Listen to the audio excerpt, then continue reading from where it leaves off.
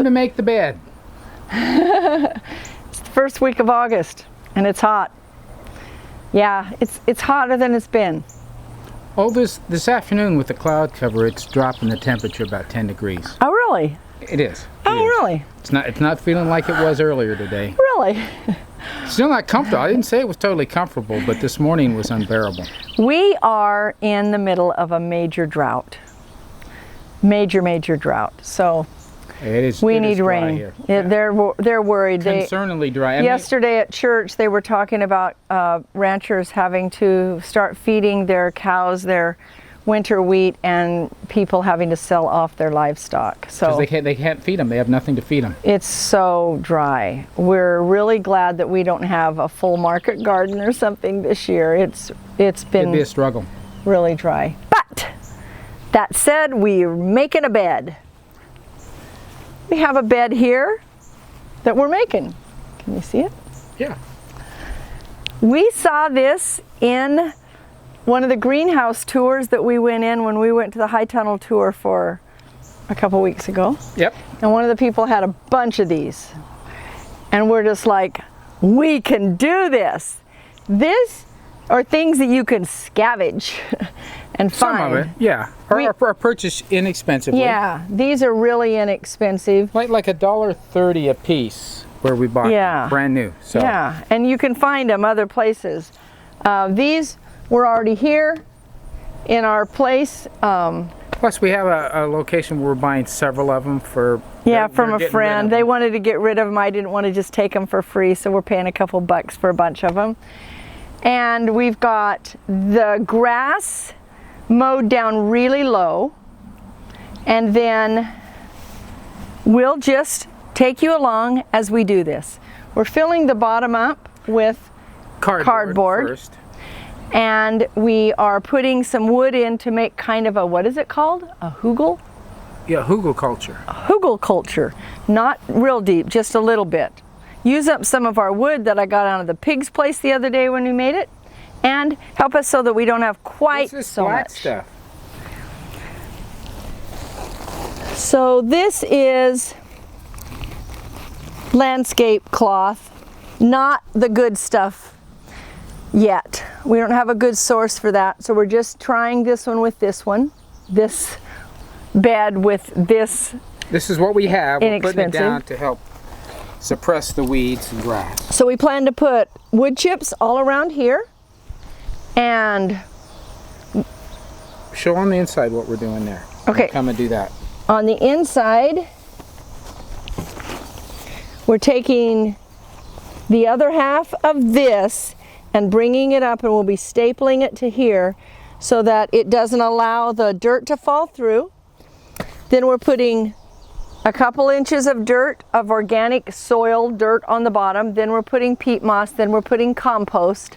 And we know we don't have enough yet, but that's what we're going to do, and that's what we're going to show you. We're going to go till it's full to the top, so we'll have a full raised bed of good soil. Yep. So watch some of the things we do to put that together. And this right here, we're going to get a piece of plywood and stick underneath it. It'll disintegrate over time. That's fine. We're just going to do it a little bit. Try to even the ground out there.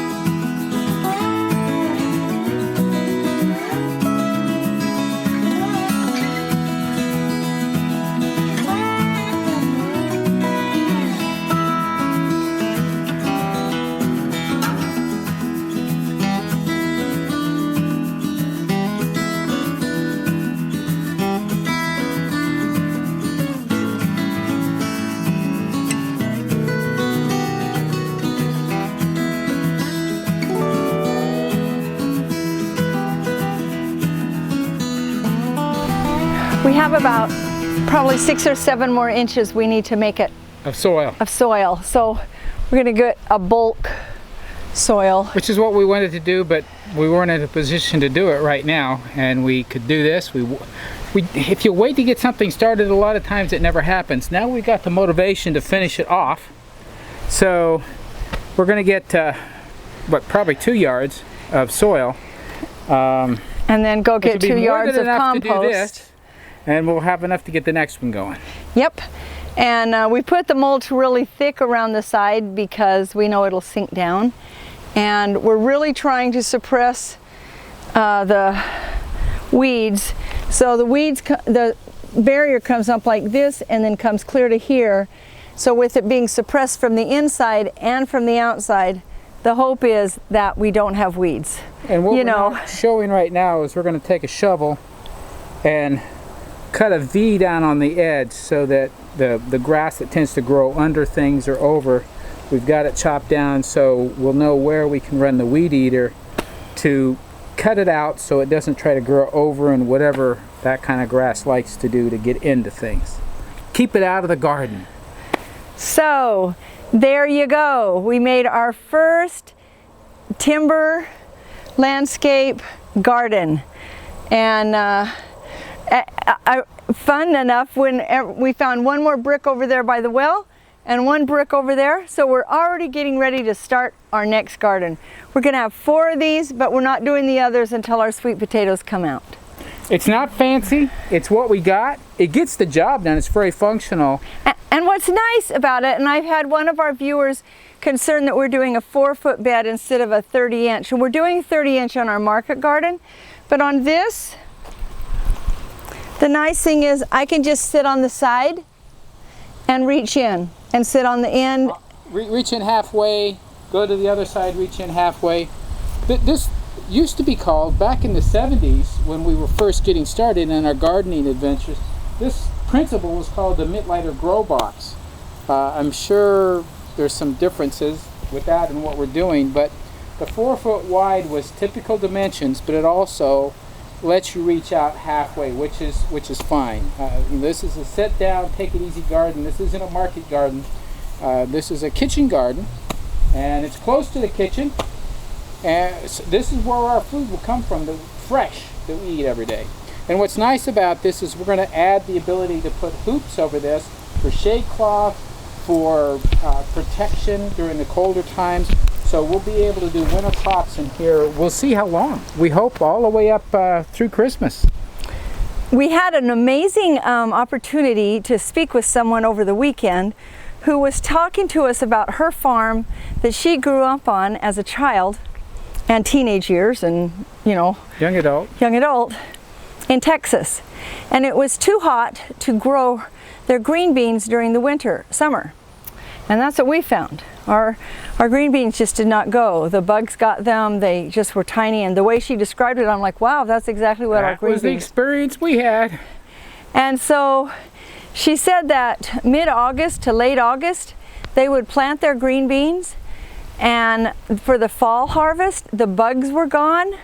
And Come time that the beans were being set, the temperatures were more appropriate for them, and they set like crazy. And they just got really, really huge piles of them. So I'm so encouraged that, because I love green beans, and the fact that we didn't get any, except for one serving. I know somebody threw dirt on me.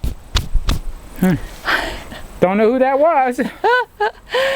Anyway, so we're excited to try that, to do our fall garden.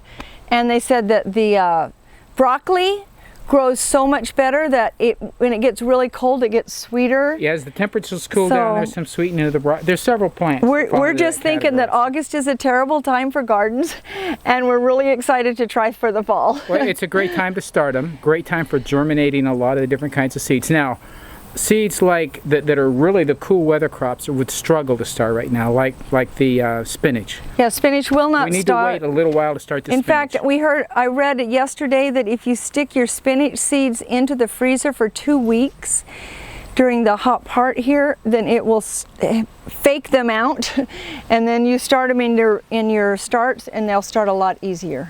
Okay. So we're going to try that, see what we get. I have 2 more things to show you that we did today. You want to pull the camera off? One is in the garage and one is in my kitchen. They've been on the to-do list for a really long time, so here we go.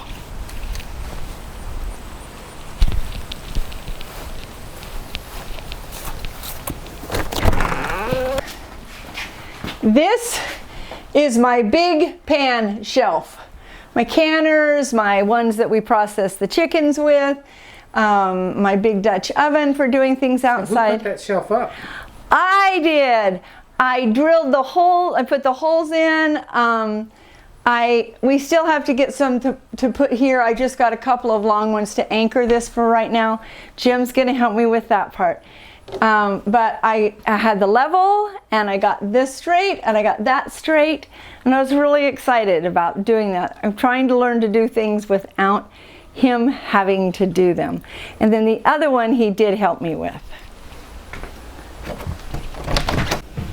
I have one more pan that goes here. It's on the stove right now. But these we got a long time ago from IKEA. These are not the ones from IKEA. They're just hooks, and I need to get some better ones, but they work really well. My wall is a mess. It needs to be painted and everything like that, but for now, I got my pans hanging in here and setting out there, so I am one happy girl.